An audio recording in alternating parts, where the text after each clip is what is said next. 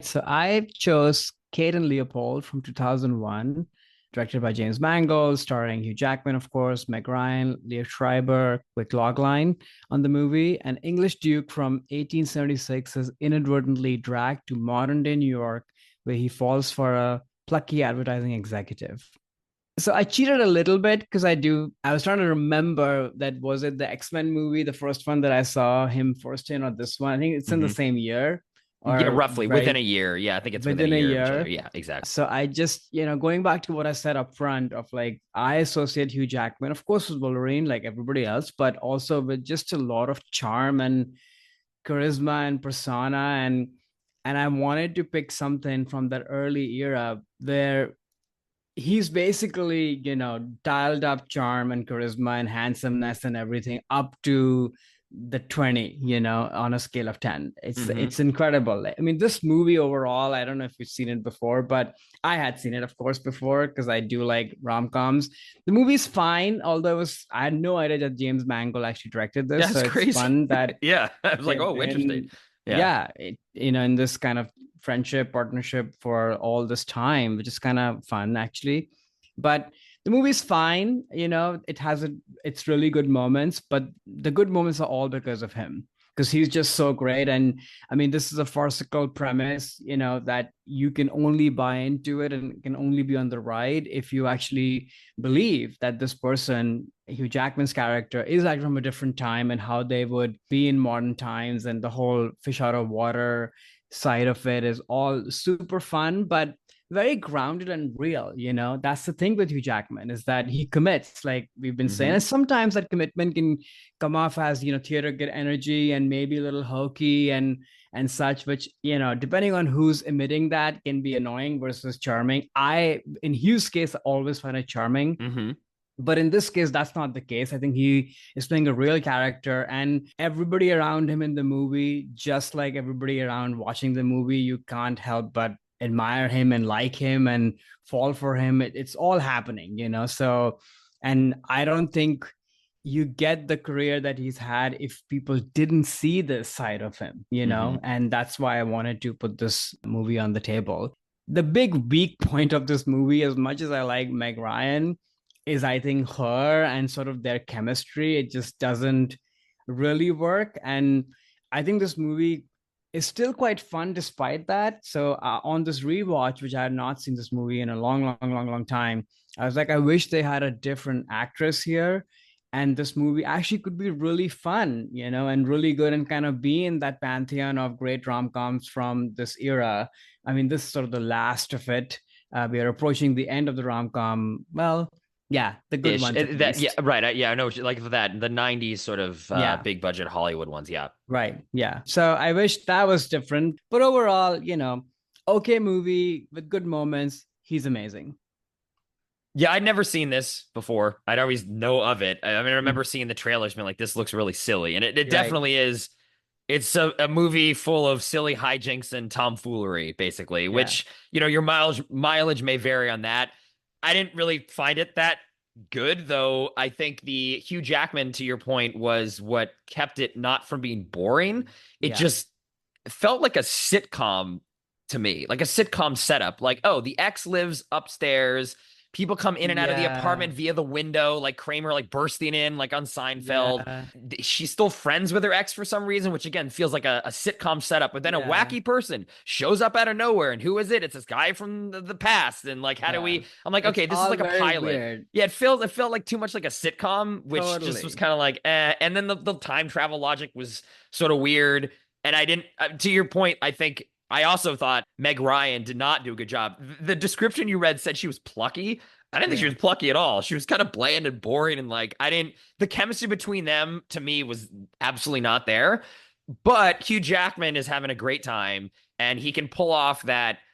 I don't want to say like overacting, but like this larger, more broad performance, but it doesn't feel broad. It feels like a real guy Right. who is transported into the present day. But it does feel, yeah, like what you said, theater kid energy. I think you Yeah. need that in this role to make it work. And if Yeah. you're playing it either too serious or too self aware, it just wouldn't work. Right. And I think that Hugh is the right person to make this movie in this role, though I don't really think this movie was necessarily needed to movie be is made. not. Like I didn't really enjoy it, which kind of this podcasts and all these movies you keep bringing in just keeps making me try to do this self-examination on like, why did I find this movie not to work for me at all with these big Hollywood, big budget, big stars in New York, whereas there's this Hallmark movie that they made where a nutcracker gets pulled from the past into the present in like a bakery in upstate California, and I like love it, and I'm like everything about it, I'm like, this works for me. It's so romantic, it's so fun. But like when it's dialed to this level, it just does. It's just weird. I need to. There's some thesis I'm trying to develop. So I appreciate you when you bring it in these '90s rom-com movies, or everyone. I'm like, this doesn't work. But if this starred a washed-up '80s sitcom star who's now she's 45 and it's set in filmed in Canada and like on a shoestring budget, I would love it. It's just weird, but I just that I, I don't I know don't what to get it. tell you. I don't know It either. needs some As examination, as we clearly. move through this podcast, at some point, I will have a thesis on why this is the case, but I love that you keep dropping these in here. It's fun. It was also fun to see Liev Schreiber in this movie, too, who then plays Wolverine's brother in X-Men Right. Origins. Seeing the two of them on screen this early, I'm like, oh, that's cool. It's Sabretooth and Wolverine. Yeah. Who are related also in this movie, aren't they? Yeah, they're related, I No. think, right? They're not related. No, I no, thought he no. was like his great grand some son or something. That's why he was trying to find him, Oh, but maybe I not. Maybe maybe I not. missed that part, but yeah, I Okay. don't think so.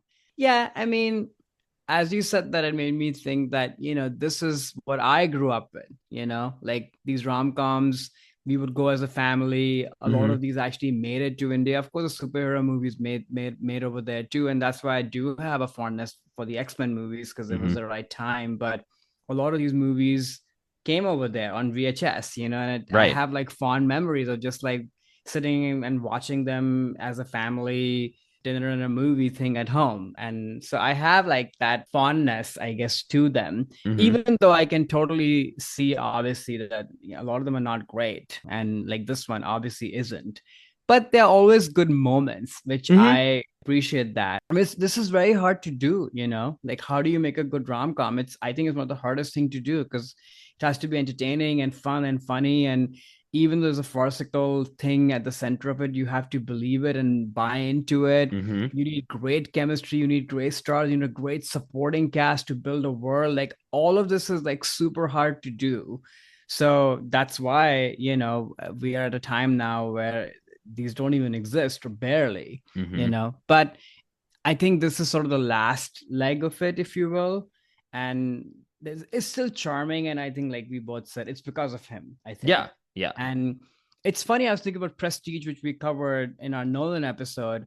I don't think Hugh Jackman works over there. Like the theater get energy and the hamminess is just too much for me because that movie is serious. And this is also Nolan is sort of overly serious, on all of his like this is like a movie and all of that, that we talked about in that episode. So Hmm. listeners, if you want to, listen to that, you can.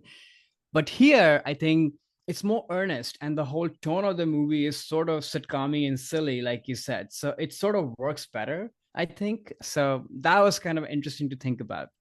Yeah, definitely. Like if this is, I think maybe his first movie after X-Men. So at this point, he's now like a hot new star. Right. And I think this is a good choice for him to Yeah. let's try a different genre. I don't want to typecast as Wolverine. Maybe I don't want to play him for 24 years. Let me try something else. And this is the right rom-com setup and vehicle for him. It's just the movie around him. I just don't think Yeah. kind of works. And we're also catching Meg Ryan, even though I've never been a fan of hers, but you cannot argue this is at the tail end of her, Absolutely. America's It's kind sweetheart of a phase. strange casting, Yeah. like you Yeah. have an upcoming new hot star, like you bring somebody else, maybe, or to be fair to her, like give her more to do with this role, and Hmm. this is also Mangold, maybe earlier in his career and such, so still sort of figuring things out, maybe. So, because she can obviously play the awkward, sort of bumbling, sort of unsure, and maybe a little aloof sort of character. So there are elements of that in here,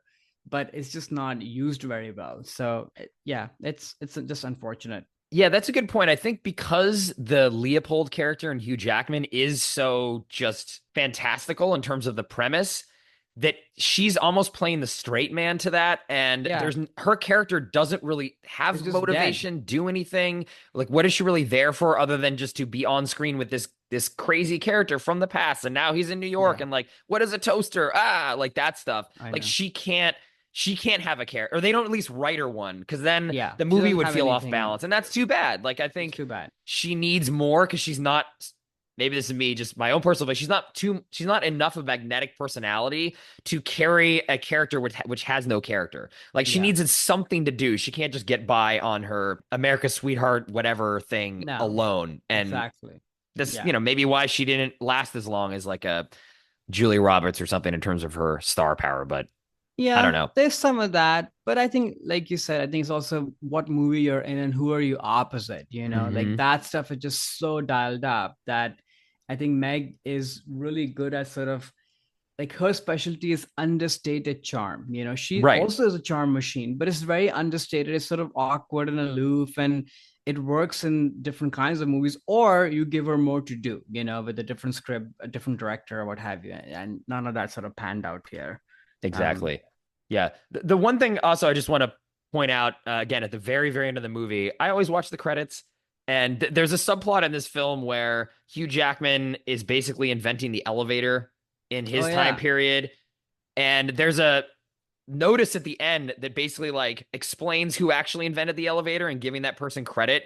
And I Mm. thought that was kind of, it's Otis, the Otis Yeah, elevator yeah, company. I don't know yeah. if anyone's ever sat in an elevator and saw the word Otis, Right. but I thought, like, why do they have to? This is weird. It's just like, oh, just so you know, in this year, this person invented the elevator. It's the Otis Elevator Company. I'm like, okay, like, because what we thought I'd watch the movie and think that it was this like made up like English lord or something. Like, maybe there was some deal with the Otis Elevator Company. I just thought that was funny to put that at the end of the credits. Like, why do you need to do this? Like, who's walking into this and being like, damn, that's cool. Some guy who traveled through time invented the elevator. This is what an amazing that a truthful film. Like, it's just weird. I don't know if you caught that or if you ever noticed that I before. didn't catch But that, it's like but one of the last things in the credits. I was like, oh, is that supposed to be a joke? Or like, did the Otis Elevator Company make them put it in? Because they're like, you're defaming us, thinking that, not giving credit to our great great grandfather, Mr. Otis, who spent all this work inventing the pulley system or whatever the hell. I don't know how elevators work. It could be Harry Potter magic for all I know. I just get in it and hope it goes up or down.